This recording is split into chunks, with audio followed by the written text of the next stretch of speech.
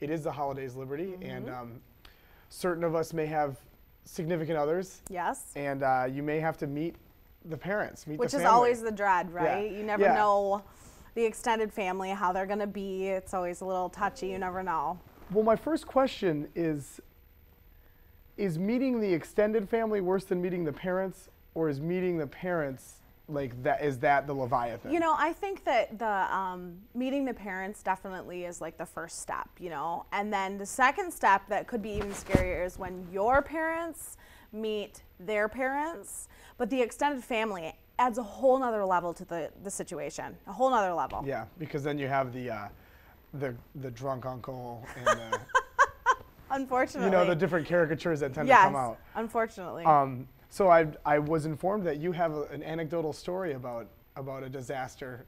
Well, I have to say that, you know, with meeting any new set of parents or, you know, family members, there's always going to be, like you said, the drunk uncle or the, you know, I don't know, the topic of conversation that comes up that's completely like just stop talking about it. In fact, I had a family member that was talking about reading 50 Shades of Grey, like graphically in front of, you know, other family members and people who should not be, you know, hearing about what the content of that book was about. And I was just like, you know, that's mortifying from its own standpoint. But last Easter, I accidentally, well, I guess I shouldn't say accidentally, I wore a nice dress. It's Easter, you know, but it was like a tube top style dress, and I had like a shrug you wore on. a tube dress. No, but it was Easter. like a, it was like a nice printed, like flowing tube top style dress that I had a shrug on, and you know, I also had on a pair of shoes that someone told me it looked like they got ran over by a lawnmower. But anyway, that's besides the point.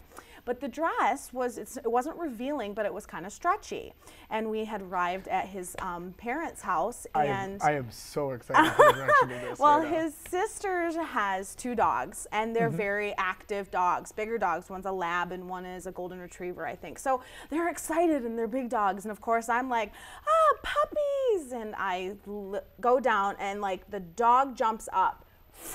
Yeah. My whole top just out, exposed myself, and it turned into one of those things where no one like addressed the problem or the issue. Everyone was just like, oh, and I was pulled my dress right up. And nothing was ever said again. And I brought it up like 6 months later because I was like, oh yeah, remember that time when the dogs jumped on me and the dress came down and everybody saw everything, and everyone was like, no, I had no idea that happened. I'm like, you all know that happened, and they all just kind of like. Wow, and we will never talk about it again. We'll just never talk about it again. So I guess that goes into, you know, a big tip is like not only obviously treating it like a first date, but dress comfortably. Yeah. Don't wear a tube dress.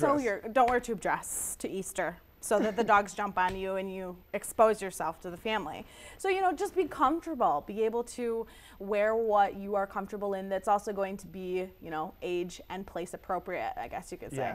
Yeah, that's great. I have one. I was meeting, I wasn't even meeting him for the first time. I was going to Grandma's family Christmas, and I was on call for work, and so I dressed really nice. I helped out with dinner. You know, I served Mom and Dad some wine. Sure. And but I kept getting text messages from my employee, and it was Christmas Eve. We were leaving. My family was leaving to go up north the next day to our family cabin. So I checked my phone like 5 or 6 times over the course of the night, and the next time that I went over to Grandma's house, they're like, "Oh yeah, that's the dude that checks his phone all the time, right?" Did not even think of it, but they were like legitimately upset because they were like, that I hadn't who shut is he my on the phone phone off. Yeah, with? yeah, like thinking you're coming like, why over are here you and meet talking to somebody on the phone right now? I was really embarrassed, and I was not comfortable with the way they perceived me after that.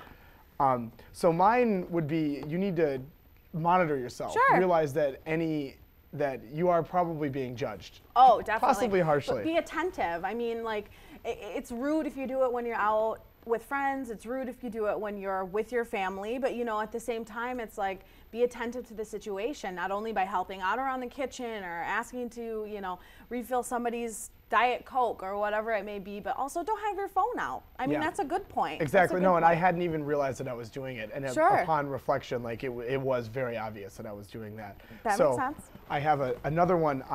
Don't get hammered. No. You can imbibe a little bit, but don't get hammered. I brought a girl home for Thanksgiving one year, and she ended up drinking 2 bottles of wine with my mother and dropped a C word at dinner.